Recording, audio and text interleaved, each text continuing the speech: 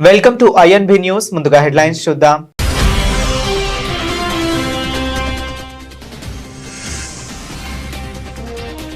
న్యూజిలాండ్లో 16 ఏళ్లలోపు పిల్లలకు social media నిషేధం. పార్లమెంట్లో కొత్త బిల్లు.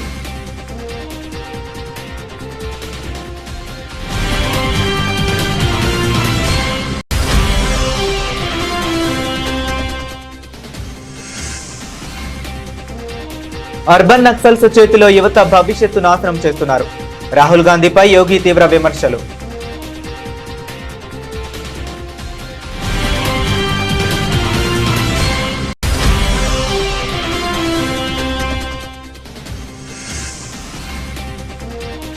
తమిళనాడు అసెంబ్లీలో సీఎం విజయ్ సంచలన ప్రకటన. మహిళలు, ట్రాన్స్జెండర్లకు అన్ని ప్రభుత్వ బస్సుల్లో ఉచిత ప్రయాణం.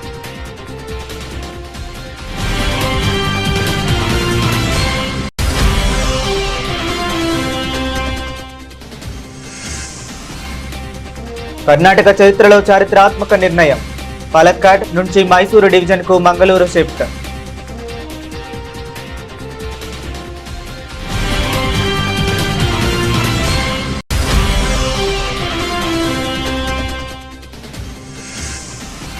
జార్ఖండ్ లో రెండో విడత ఉద్యమం. జేపీఎస్సీ, జేఎస్ఎస్సీ అక్రమాలపై దేవేంద్ర మహాతో భర్తీ సుధార్ యాత్ర.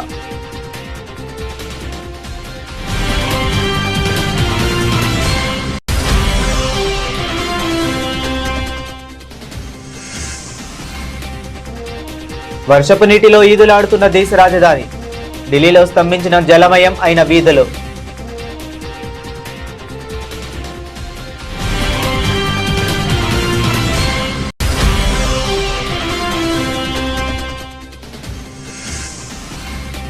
పాలిటెక్నిక్ డిప్లొమా సర్టిఫికేట్లకు యూజీసీ అనుమతి లేదు. మాజీ ఎంపీ బోయినపల్లి వినోద్ కుమార్.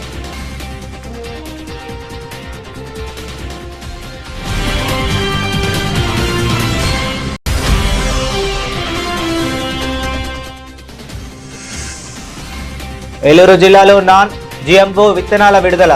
గవర్నమెంట్ సంస్థ ఎండీని అభినందించిన ఉపరాష్ట్రపతి.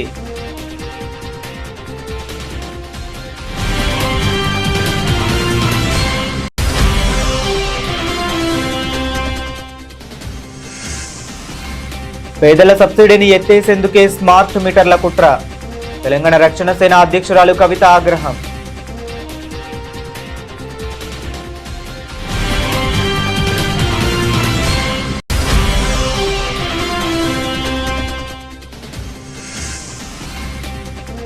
నన్ను ఎంత ఇబ్బంది పెట్టినా నా గొంతు నొక్క వేయలేరు. చంద్రబాబుకు జోగి రమేష్ ఘాట్ హెచ్చరిక.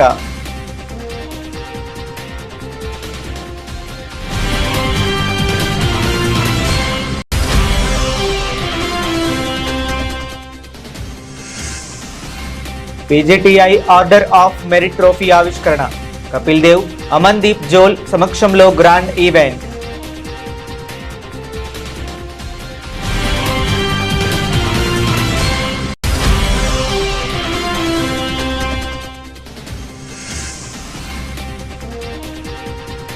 రెండు వారాల తర్వాత లాభాలు. సెన్సెక్స్, నిఫ్టీ దూకుడు.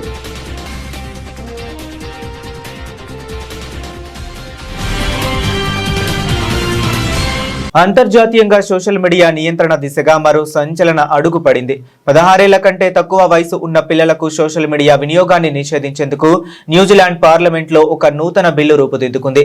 National party MP Catherine Wedd ఈ ప్రైవేటు మెంబర్ బిల్లును ప్రతిపాదించగా న్యూజిలాండ్ ప్రధాని క్రిస్టోఫర్ లక్సన్ దీనికి పూర్తి మద్దతు ప్రకటించారు. ఈ సందర్భంగా ప్రధాని లక్సన్ మాట్లాడుతూ పిల్లలపై సోషల్ మీడియా ప్రభావం తీవ్రంగా పడుతుందని, దాని నుంచి తమ పిల్లలను కాపాడుకోవటం తల్లిదండ్రులకు సవాలుగా మారిందని అనేక మంది ఆవేదన వ్యక్తం చేస్తున్నారని తెలిపారు. Parents are constantly telling us that they're really worried about the impact that social media is having on their children, and they say they're really struggling to manage access to social media. Now I'm here with National MP Catherine Wedd, who has launched an incredible bill, a members bill actually, to restrict social media for under 16-year-olds. That's right, Chris.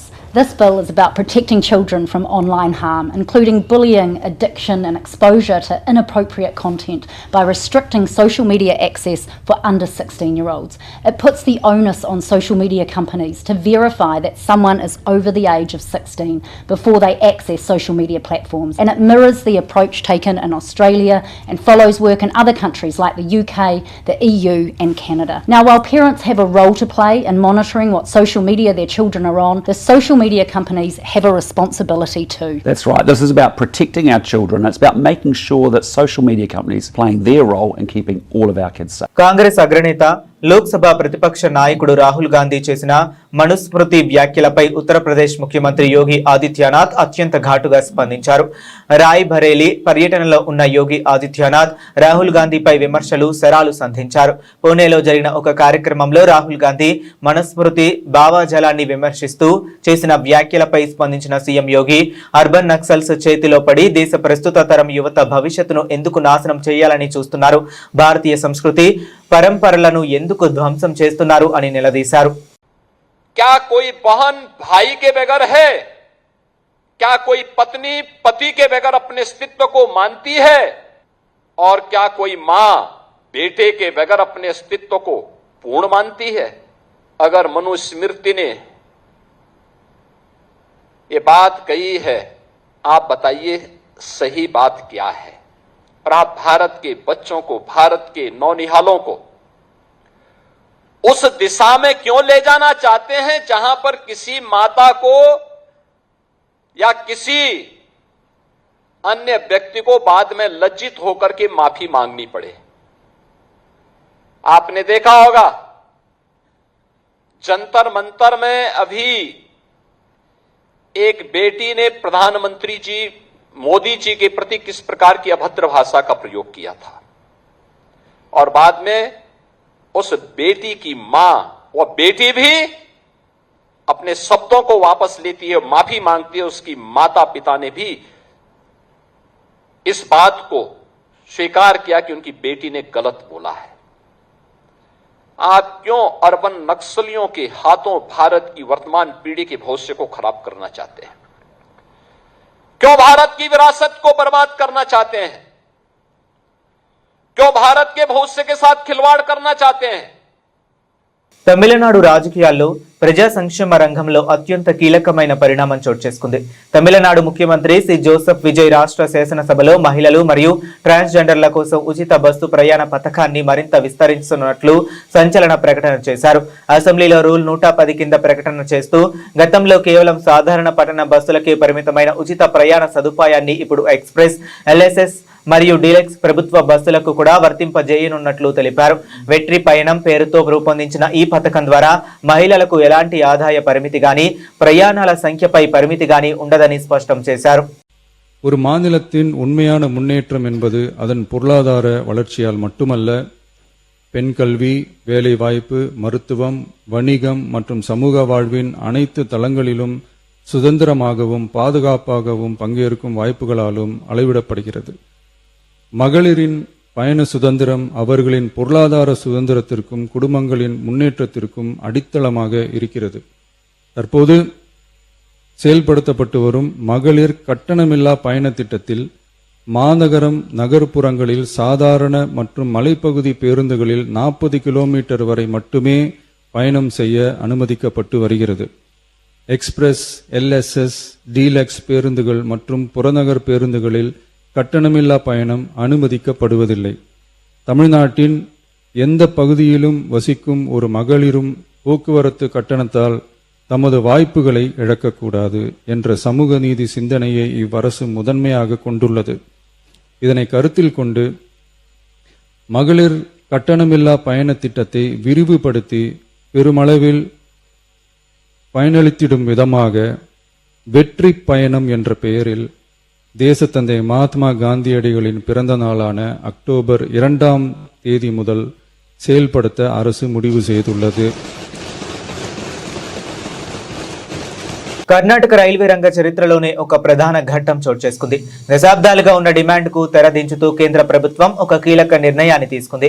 ఇప్పటి వరకు కేరళలో పలక్కడ్ railway division పరిధిలో ఉన్న మంగళూరును ఇకపై కర్ణాటకలోని మైసూరు డివిజన్లోకి మారుస్తున్నట్లు కేంద్ర railway శాఖ సహాయ మంత్రి వి తోమన్న అధికారికంగా ప్రకటించారు. ఈ నిర్ణయం కర్ణాటక రాష్ట్రానికి, ముఖ్యంగా స్థానిక కన్నడ ప్రజలకు ఎంతో ప్రయోజనకరంగా మారనుందని ఆయన తెలిపారు. డివిజన్ మార్పు వల్ల పాలక వర్గమైన వేగం పెరగటమే కాకుండా స్థానిక కన్నడిగలకు విస్తృతమైన ఉద్యోగ అవకాశాలు లభిస్తాయని మంత్రి స్పష్టం చేశారు. ರಾಜ್ಯದ ಇತಿಹಾಸದಲ್ಲಿ ಇದೊಂದು ಐತಿಹಾಸಿಕವಾದ ತೀರ್ಮಾನ. ಮಂಗಳೂರು ಪ್ರದೇಶ ಶೈಕ್ಷಣಿಕವಾಗಿ, ಆರ್ಥಿಕವಾಗಿ ಮತ್ತು ಬಂದರು ಪ್ರದೇಶವಾಗಿ ಸುಮಾರು 23 ವರ್ಷಗಳ ಕಾಲ ಏನು ಇವತ್ತು ಪಾಲಕ್ಕಾಡ್ಗೆ ಸೇರ್ಪಡೆ ಆಗಿತ್ತು, ಅದನ್ನು ತಾಂತ್ರಿಕ ತಜ್ಞರ ಸಮಿತಿಯನ್ನು ನೇಮಕ ಮಾಡಿ ಜುಲೈ 17ನೇ ತಾರೀಕು 2024ಕ್ಕೆ ಲೋಕಸಭಾ ಸದಸ್ಯರಾಗಿ ರಾಷ್ಟ್ರದ ಪ್ರಧಾನಮಂತ್ರಿಗಳು ನನ್ನನ್ನು ಮಂತ್ರಿ ಮಾಡಿದ ಮೇಲೆ ನನ್ನ ಮೊದಲನೇ ಸಭೆ ಮಾಡಿದ್ದು ಕೊಂಕಣ್ ರೈಲ್ವೆ, ನೈಋತ್ಯ ರೈಲ್ವೆ ಮತ್ತು ಸೆಂಟ್ರಲ್ ರೈಲ್ವೆ 3 ಭಾಗದ ಜನರಲ್ ಮ್ಯಾನೇಜರ್ನ ಕರೆದು ನಾನು ಕರ್ನಾಟಕದ ಮೂಲಭೂತ ಸೌಕರ್ಯಗಳ ಅಭಿವೃದ್ಧಿಯ ಮಂತ್ರಿಯೂ ಕೂಡ ಆಗಿದ್ದರಿಂದ ಇವತ್ತು ಇದರ ಬಗ್ಗೆ ತುಂಬ ಗಾಂಭೀರ್ಯತೆಯನ್ನು ಅರ್ಥ ಮಾಡಿಕೊಂಡು ಅದು ಸಭೆಯನ್ನು ಮಾಡಿದ ಮೇಲೆ ಸುಮಾರು ಸಾವಿರಾರು ಜನ ಸೇರಿದ್ರು. ಆ ಸಭೆಯಲ್ಲಿ ಅಲ್ಲಿಯ ಸ್ಥಳೀಯ ಲೋಕಸಭಾ ಸದಸ್ಯರಾದ ಸನ್ಮಾನ್ಯ ಬ್ರಿಜೇಶ್ ಚೌತ ಅವರು ಮತ್ತು ಕಾರವಾರದ ಲೋಕಸಭಾ ಸದಸ್ಯರಾದ ವಿಶ್ವೇಶ್ವರ ಹೆಗಡೆ ಕಾಗೇರಿ ಅವರು, ಉಡುಪಿ ಚಿಕ್ಕಮಗಳೂರಿನ ಲೋಕಸಭಾ ಸದಸ್ಯರಾದ ಸನ್ಮಾನ್ಯ ಪೂಜಾರಿ ಅವರು. జార్ఖండ్ రాష్ట్రంలో ఉద్యోగ నియామకాల అక్రమాలపై విద్యార్థుల నిరసన జ్వాలలు మరింత తీవ్రమవుతున్నాయి. జేఎస్ఎస్సి, సిజిఎల్, జేపీఎస్సి పోటీ పరీక్షల్లో అవకతవకలకు వ్యతిరేకంగా పోరాడుతున్న ప్రముఖ విద్యార్థి నాయకుడు దేవేంద్రనాథ్ మహాతో తన 2వ విడత ఉద్యమాన్ని భర్తీ సుధార్ యాత్ర పేరుతో ప్రారంభిస్తున్నట్లు ప్రకటించారు. విశేషం ఏంటంటే ఈ యాత్రను మాజీ ముఖ్యమంత్రి దివంగత నాయుడు శిబు సోరెన్ సొంత ఊరైన రామ్గఢ్ జిల్లాలోని నేమ్రా గ్రామం నుంచే ప్రారంభిస్తుండడం రాజకీయంగా ప్రాధాన్యత సంతరించుకుంది. ఈ సందర్భంగా దేవేంద్ర మహాతో మాట్లాడుతూ నేటి యువత కేవలం రాజకీయ చర్చలను లేదా హామీలను కోరుకోవటం లేదు, పారదర్శకమైన అవినీతి రహితమైన పరీక్షా వ్యవస్థ కోసం స్పష్టమైన పరిష్కారం కోరుతుంది అని స్పష్టం చేశారు. अब हम लोग इस आंदोलन को आगे एक महत्वपूर्ण नए चरण का ऐलान किए हैं. आगामी 24 अगस्त 2026 से भर्ती व्यवस्था सुधार यात्रा जो 2400 जिलों में होगी, जिसका हम लोग पूर्व में ही सूचना दे चुके हैं. लेकिन पूरे झारखंड प्रदेश के आम आवाम इस बात से के इंतजार में है कि कब कौन सा जिला पे कब ये यात्रा पहुंचेगी. और पूरे झारखंड के छात्र इस यात्रा से बहुत ही उत्सुक हैं और यह यात्रा से बहुत ही विश्वास है, उम्मीद है कि छात्रों को न्याय मिलेगा और यह संघर्ष एक महत्वपूर्ण संघर्ष साबित होगी. तो मैं तमाम झारखंड वासियों को सूचित करना चाहता हूं कि यह 24 अगस्त 2026 यानी दिन सोमवार को सुबह 11 बजे दिसुम गुरु शिबू सोरेन जी के पैतृक आवास नेमरा के लुकिया टाड़ में स्थित दिसुम गुरु शिबू सोरेन जी के प्रतिमा स्थल से वरिष्ठ सम्मानित पहान की उपस्थिति में झारखंड के तमाम आंदोलनकारियों को, शहीदों को नमन करते हुए राष्ट्रगान के साथ, मांदर के धुन के साथ और एक सकुआ का पौधा, वृक्ष का पौधा लगा करके पारंपरिक रीति रिवाज के अनुसार इस भर्ती व्यवस्था सुधार यात्रा का शुभारंभ किया जाएगा. దేశ రాజధాని న్యూఢిల్లీలో కురిసిన భారీ వర్షం నగర వాసులను తీవ్ర ఇబ్బందులకు గురిచేస్తుంది. ముఖ్యంగా దక్షిణ ఢిల్లీలోని సంగం విహార్ ప్రాంతంలో రహదారులు చెరువులను తలపిస్తున్నాయి. కుండపోత వర్షం కారణంగా నిలిచిపోయిన మోకాళ్లలోతు నీటి గుండా విద్యార్థులు, స్థానికులు తీవ్ర ఇబ్బందులు పడుతూ రాకపోకలు సాగిస్తున్నారు. డ్రైనేజీ వ్యవస్థ సరిగ్గా లేకపోవడంతో వర్షపు నీరు రోడ్లపైనే నిలిచిపోతుందని, ప్రతిసారి వర్షం పడినప్పుడు ఇదే పరిస్థితి ఎదురవుతుందని స్థానికులు తీవ్ర ఆగ్రహం వ్యక్తం చేస్తున్నారు. పాఠశాలలకు వెళ్లే చిన్నారులు, ఉద్యోగులు ఈ జల దిగ్బంధంలో చిక్కుకుని తీవ్ర నరకయాతన అనుభవిస్తున్నారన్నారు. రహదారులపై భారీగా నీరు చేరడంతో పలు ప్రాంతాల్లో ట్రాఫిక్ తీవ్రంగా స్తంభించిపోయింది. మున్సిపల్ అధికారులు తక్షణమే స్పందించి నీటిని తొలగించే ఏర్పాట్లు చేయాలని, శాశ్వత డ్రైనేజీ పరిష్కారం చూపాలని సంగం విహార్ ప్రజలు డిమాండ్ చేస్తున్నారు. తెలంగాణలో పాలిటెక్నిక్ విద్యార్థుల ఆందోళనలు రోజురోజుకి ఉధృతమవుతున్నాయి. ప్రభుత్వం తీసుకువచ్చిన జీవో 97ను తక్షణమే రద్దు చేయాలని డిమాండ్ చేస్తూ గత 10 రోజులుగా విద్యార్థులు రాష్ట్ర వ్యాప్తంగా ధర్నాలు నిర్వహిస్తున్నారు. రాష్ట్రంలోని పాలిటెక్నిక్ కాలేజీలను స్కిల్స్ యూనివర్సిటీకి అఫిలియేట్ చేయడాన్ని విద్యార్థులు తీవ్రంగా వ్యతిరేకిస్తున్నారు. ఈ నిర్ణయం వల్ల తమ విద్యా భవిష్యత్తు ప్రశ్నార్థకంగా మారుతుందని ఆందోళన వ్యక్తం చేస్తున్నారు. ఈ అంశంపై బీఆర్ఎస్ నాయకుడు మాజీ ఎంపీ బోయినపల్లి వినోద్ కుమార్ తీవ్ర స్థాయిలో స్పందించారు. ప్రభుత్వం మొండి వైఖరి వీడి పాలిటెక్నిక్ విద్యార్థుల భవిష్యత్తును కాపాడాలని, తక్షణమే జీవో 97ను ఉపసంహరించుకోవాలని వినోద్ కుమార్ డిమాండ్ చేశారు. గత 10 రోజుల నుండి తెలంగాణ రాష్ట్రంలో పాలిటెక్నిక్ స్టూడెంట్స్ వీళ్ళంతా కూడా స్ట్రైక్ చేస్తున్నారు. కారణం ఏందని తెలుసుకుంటే, తెలంగాణ రాష్ట్ర ప్రభుత్వము 16th ఆగస్ట్ నాడు ఒక జీవో 97 ఇష్యూ చేసింది. దీంట్లో ఏం చెప్పారంటే, ఇప్పుడు ఉన్నటువంటి పాలిటెక్నిక్ కాలేజెస్ అన్నీ కూడా ఒక కొత్త ఇన్స్టిట్యూషన్ ని ఏర్పాటు చేస్తున్నారు జియో ద్వారా. అది ఏంటంటే, ప్రస్తుతం ఉన్నటువంటి labour, employment, training and factories department మొత్తాన్ని skill, human capital and knowledge training initiatives Shakti అనే పేరిట ఆ డిపార్ట్మెంట్ ని నామకరణం చేశారు. అంటే రీనేమ్ చేశారు.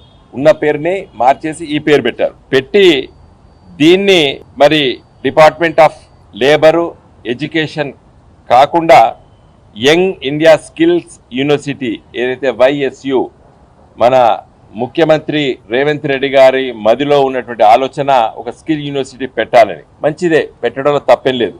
అది దాదాపు 2 సంవత్సరాల పెట్టి కూడా దానికి ఇవి అఫిలియేట్ చేశాడు. Number 2nd point. 3rd point ఏం చేశాడు, all industrial training institutes ITIs ఉన్నాయి, అడ్వాన్స్ టెక్నాలజీ సెంటర్స్ ATCs, వీటన్నిటిని కూడా ఈ స్కిల్ యూనివర్సిటీకి అఫిలియేట్ చేశాడు. తర్వాత 4th point, all polytechnic colleges shall be brought under Young India Skills University framework and ecosystem అన్నాడు. ఇంకా ఈ 4th పాయింట్కి మాత్రమే ఈ విద్యార్థులందరూ కూడా ఆబ్జెక్ట్ చేస్తున్నారు. ఈ 3 నువ్వు ITSని, అడ్వాన్స్ స్కిల్ సెంటర్స్ని స్కిల్ యూనివర్సిటీకి పరిధిలో తెచ్చుకున్నా మాకేం అభ్యంతరం లేదు. కానీ మా పాలిటెక్నిక్ కాలేజెస్ని మీరు ఈ స్కిల్ యూనివర్సిటీకి అఫిలియేషన్ చేయడం కరెక్ట్ కాదు అనేది వాళ్ళ అభిప్రాయం. గత 10 రోజుల నుంచి పెద్ద ఎత్తున నిరసనలు తెలియజేస్తున్నారు. అయితే ఒక బాధ్యతాయుతమైనటువంటి ఒక రాజకీయ పార్టీ తరఫున, మా పార్టీ BRS తరఫున మేము కొంచెం దీన్ని క్షుణ్ణంగా లోతుగా మేము ఆలోచన చేయడం జరిగింది.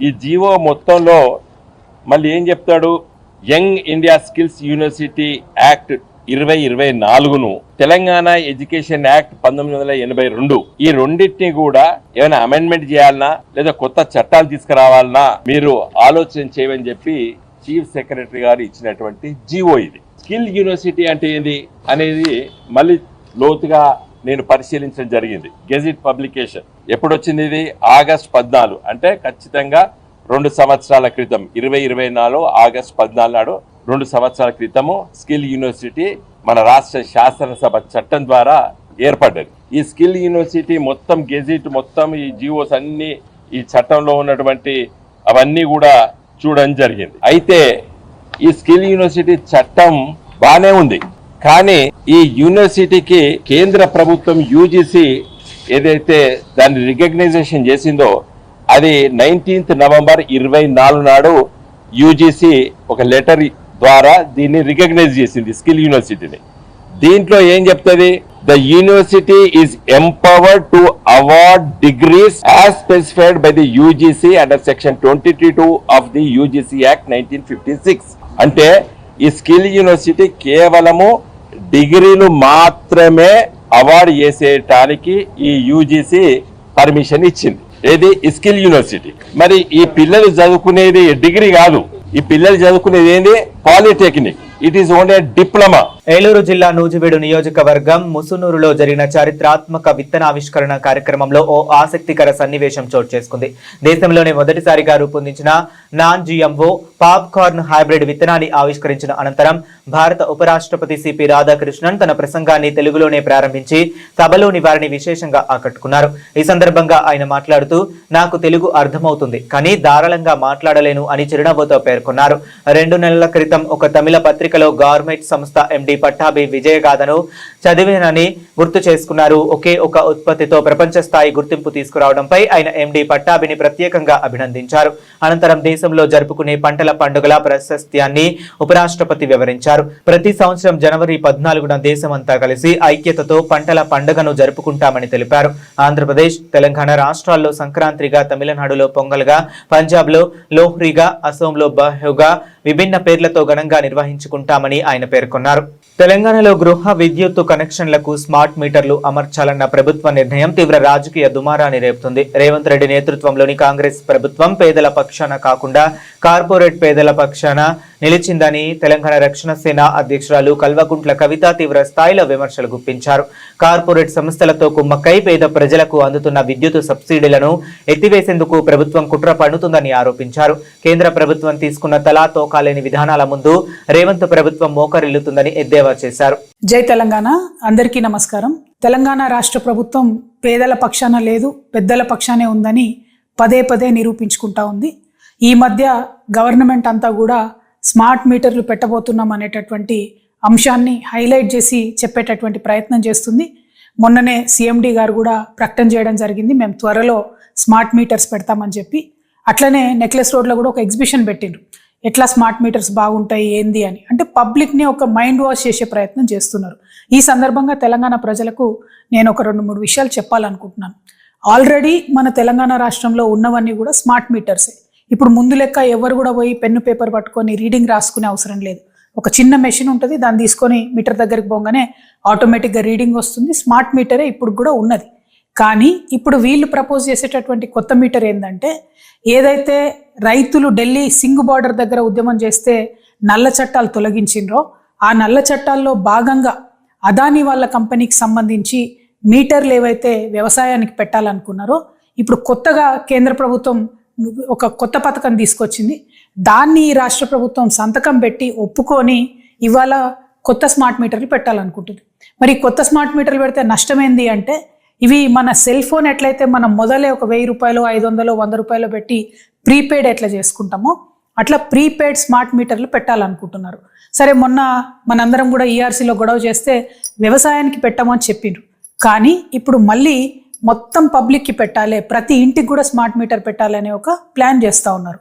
దీనివల్ల నష్టమేంది? ఆల్రెడీ ఉత్తరప్రదేశ్లో ఈ ఎక్స్పెరిమెంట్ అయితే మొత్తం ప్రతి ఇంట్లోంచి మీటర్లు బిక్కొచ్చి ఎలక్ట్రిసిటీ ఆఫీసులలో మీటర్లు వేసి వెళ్ళిపోతున్నటువంటి పరిస్థితి ఉన్నది. మన దగ్గర కూడా క్రితం ప్రభుత్వంలో తెలంగాణలో గవర్నమెంట్ ఆఫీసుల్లో ఈ ప్రీపెయిడ్ స్మార్ట్ మీటర్ పెడితే సడన్గా అర్ధరాత్రి లేకపోతే ఏ టెలికాన్ఫరెన్స్ అవుతున్నప్పుడు కరెంట్ పోతుంది. ఎందుకంటే 100 రూపాయలకు మీరు ఛార్జ్ చేస్తే 100 రూపాయల యూనిట్స్ కాగానే ఆ కరెంట్ ఆగిపోవడం అనేది జరుగుతుంది. సో ఇమాజిన్ చేయండి ఒక్కసారి, ఇవే మీటర్లు మన ఇళ్లల్లో పెడితే మరి గవర్నమెంట్ ఇస్తా అన్న ఫ్రీ సబ్సిడీ 200 యూనిట్ల పరిస్థితి ఏమవుతుంది? సెలూన్లకు ఇవ్వాల్సినటువంటి డబ్బులు ఇప్పటికే వీళ్ళు ఎగబెడుతున్నారు. ఒకవేళ సెలూన్లలో కూడా స్మార్ట్ మీటర్లు పెడితే మనం ఏ కటింగో గిటింగో చేసేటప్పుడు మధ్యలో కరెంట్ పోతుంది, ఉన్న బిజినెస్ కాస్త పోయే పరిస్థితి ఉంటుంది. అంటే అల్టిమేట్గా కాంగ్రెస్ ప్రభుత్వం, రేవంత్ రెడ్డి గారి ప్రభుత్వం కేంద్ర ప్రభుత్వం ముందు మోకరిల్లి వాళ్ళు తీసుకొస్తున్నటువంటి తలాతోకలైనటువంటి పథకాలను అదానీ గారి బిజినెస్ని ఎంకరేజ్ చేయడానికి మాత్రమే వీళ్ళు ఇక్కడ స్మార్ట్ మీటర్లు పెడతామని చెప్తున్నారు. ఉన్న స్మార్ట్ మీటర్లను సరిగ్గా వాడుకొని ఉన్నటువంటి మొత్తం ఎలక్ట్రిసిటీ డిపార్ట్మెంట్ని ప్రాపర్గా వాడుకొని ఆర్టిజన్లను రెగ్యులరైజ్ చేసి కాంట్రాక్ట్ ఎంప్లాయీస్ని రెగ్యులరైజ్ చేసి ముందు 24 గంటలు కరెంటు మంచిగా ఇచ్చే ప్రయత్నం చేయండి. హైదరాబాద్ మహానగరంలోనే ఎప్పుడంటే అప్పుడు కరెంట్ పోయే పరిస్థితి ఉంది. ముందు దాన్ని సరి చేసుకోండి, ఆ తర్వాత కొత్త కొత్త పథకాలు ఆలోచించండి. ఎంతసేపు ప్రజల జేబులకు కత్తరేద్దామనేటటువంటి ఆలోచన తప్పితే ఈ కాంగ్రెస్ ప్రభుత్వానికి ప్రజలకు మంచి చేద్దామనే ఆలోచన కనబడతలేదు. కాబట్టి తెలంగాణ రక్షణ సేన నుండి మేము ఈ కొత్త స్మార్ట్ మీటర్లు పెట్టేటటువంటి పథకాన్ని తీవ్రంగా వ్యతిరేకిస్తున్నాం.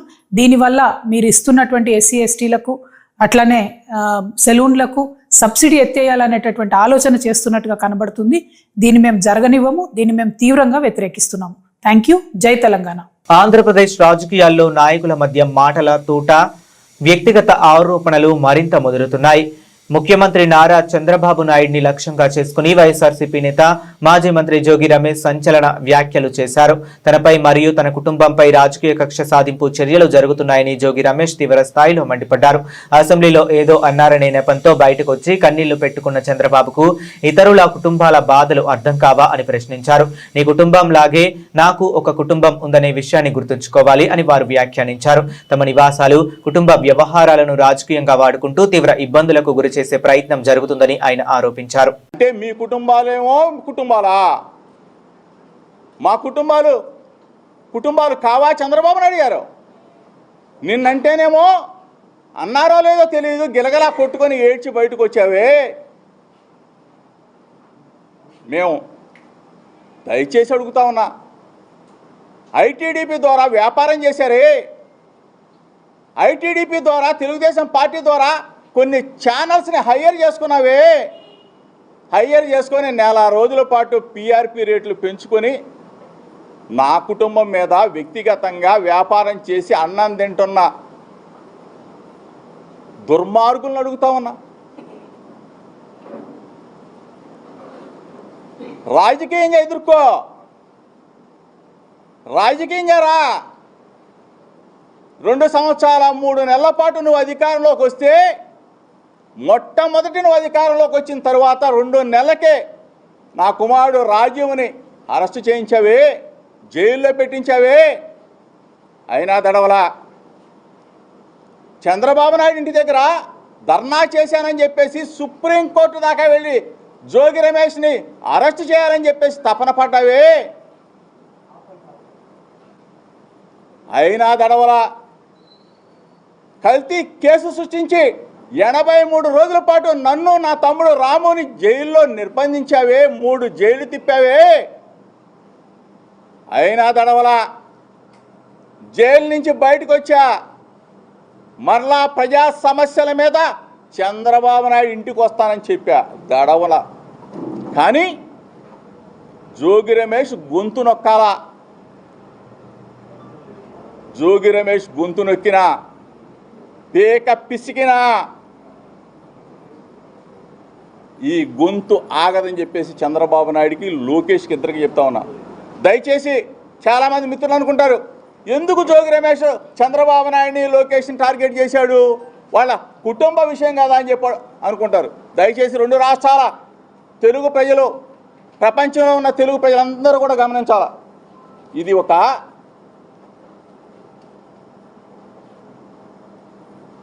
కథ, స్క్రీన్ ప్లే, డైరెక్షన్, యాక్షన్ అందరూ కూడా ఎవరనేది ఈ ప్రపంచానికి తెలుసు. ఎఫ్ఐఆర్లో పొందుపరిచిన అంశాలన్నీ కూడా ఒక్కసారి మీరు దయచేసి మీడియా మిత్రులు, రాష్ట్ర ప్రజలకి తెలియజెప్పండి. తెలుసు దాంట్లో ఉన్న విషయాల్ని. ఎక్కడికి వెళ్ళారు మీరు? ఏ విధంగా జరిగింది? ఈ కుట్రకోణం ఎక్కడి నుంచి వచ్చింది? జోగి రమేష్ని మానసికంగా శోభకి గురి చేయాలి. భారత గోల్ఫ్ రంగానికి సంబంధించిన ఒక విశేష వార్తతో ముందుకు వచ్చాం. ఇండియన్ ప్రొఫెషనల్ గోల్ఫ్ టూర్ సరికొత్త ఆర్డర్ ఆఫ్ మెరిట్ ట్రోఫీని అత్యంత వైభవంగా ఆవిష్కరించింది. భారత క్రికెట్ దిగ్గజం ద గ్రేట్ కపిల్ దేవ్ మరియు PGTI chief executive officer Amandeep Johl సంయుక్తంగా ఈ ప్రతిష్టాత్మక ట్రోఫీని మీడియా సమక్షంలో విడుదల చేశారు. ఈ సందర్భంగా కపిల్ దేవ్ మాట్లాడుతూ, భారత గోల్ఫ్ క్రీడాకారుల ప్రతిభను అంతర్జాతీయ స్థాయికి తీసుకువెళ్లడంతో పీజీటీఐ విశేష కృషి చేస్తుందని కొనియాడారు. ఈ కొత్త ట్రోఫీ యంగ్ ప్రొఫెషనల్ గోల్ఫర్లలో మరింత కసిని మరియు క్రీడా స్ఫూర్తిని నింపుతుందని ఆయన విశ్వాసం వ్యక్తం చేశారు. ప్రతి ఏటా దేశవ్యాప్తంగా జరిగే పీజీటీఐ టోర్నమెంట్లలో అత్యుత్తమ ప్రతిభ కనబరిచి అత్యధిక పాయింట్లు, ర్యాంకింగ్ సాధించిన గోల్ఫర్కు సీజన్ ముగింపులో ఈ ఆర్డర్ ఆఫ్ మెరిట్ ట్రోఫీని అందజేస్తారు. రాబోయే సీజన్లో ఆటగాళ్లకు ఈ విజేత ట్రోఫీ ప్రధాన ఆకర్షణగా నిలవనుంది. వరుసగా 2 వారాల పాటు నష్టాలను చవిచూసిన దేశీయ స్టాక్ మార్కెట్లకు సోమవారం ఊరట లభించింది. అంతర్జాతీయంగా ముడి చమురు ధరలు 2% వరకు తగ్గడంతో సూచీలు లాభాలతో ప్రారంభమయ్యాయి. ఉదయం ట్రేడింగ్ మొదలైనప్పుడు బీఎస్ఈ సెన్సెక్స్ 88 పాయింట్ల లాభంతో 77,629 వద్ద, ఎన్ఎస్ఈ నిఫ్టీ 33 పాయింట్ల లాభంతో 24,285 వద్ద ట్రేడ్ అయ్యాయి. సోమవారం నాటి ట్రేడింగ్ లో రంగాల వారీగా చూస్తే మెటల్ షేర్లలో కొనుగోలు సందడి కనిపించింది. నిఫ్టీ మెటల్ ఇండెక్స్ దాదాపు 1% లాభపడింది. అదేవిధంగా Nifty media, oil, gas, IT, auto, private బ్యాంకులు, ఫైనాన్షియల్ సర్వీసెస్ సూచీలు కూడా సానుకూలంగా కదలాడుతున్నాయి. అయితే Nifty health care, pharma, FMCG, reality రంగాల పేర్లు మాత్రం నష్టాల్లో ట్రేడ్ అవుతున్నాయి.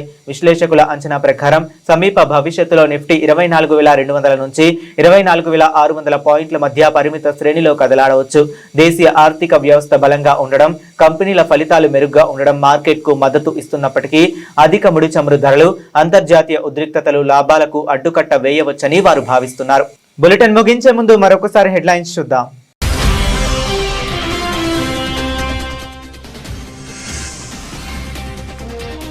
న్యూజిలాండ్లో 16 ఏళ్లలోపు పిల్లలకు సోషల్ మీడియా నిషేధం.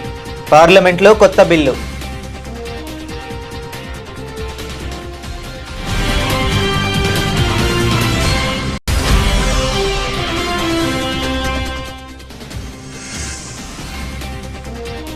అర్బన్ నక్సల్స్ చేతిలో యువత భవిష్యత్తు నాశనం చేస్తున్నారు. రాహుల్ గాంధీపై యోగి తీవ్ర విమర్శలు.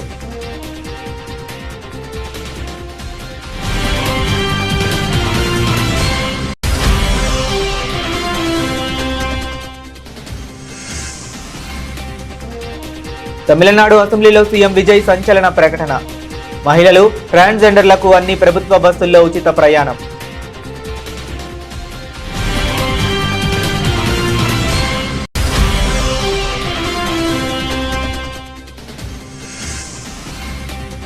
కర్ణాటక చరిత్రలో చారిత్రాత్మక నిర్ణయం. పాలక్కాడ్ నుంచి మైసూరు డివిజన్కు మంగళూరు షిఫ్ట్.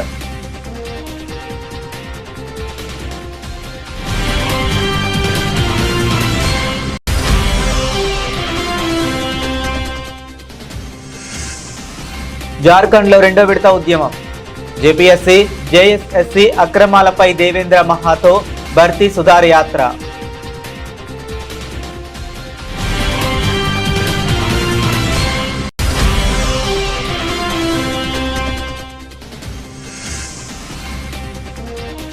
వర్షపు నీటిలో ఈదులాడుతున్న దేశ రాజధాని.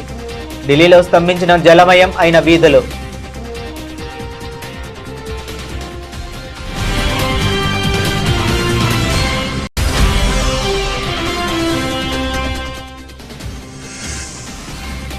పాలిటెక్నిక్ డిప్లొమా సర్టిఫికేట్లకు యూజీసీ అనుమతి లేదు. మాజీ ఎంపీ బోయినపల్లి వినోద్ కుమార్.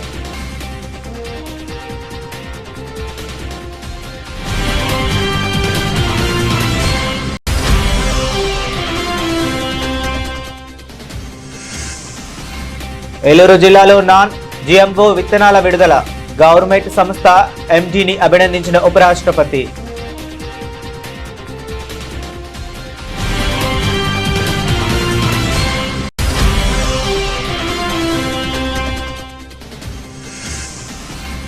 పేదల సబ్సిడీని ఎత్తేసేందుకే స్మార్ట్ మీటర్ల కుట్ర.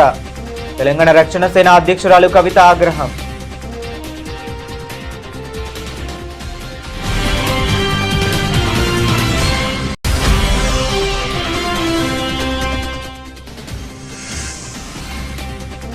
నన్ను ఎంత ఇబ్బంది పెట్టినా నా గొంతు నొక్కవేయలేరు. చంద్రబాబుకు జోగి రమేష్ ఘాట్ హెచ్చరిక.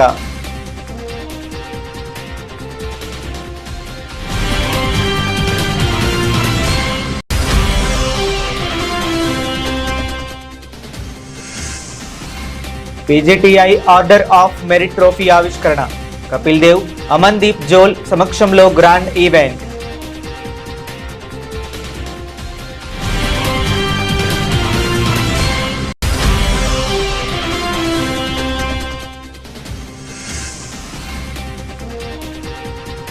రెండు వారాల తర్వాత లాభాలు. సెన్సెక్స్, నిఫ్టీ దూకుడు.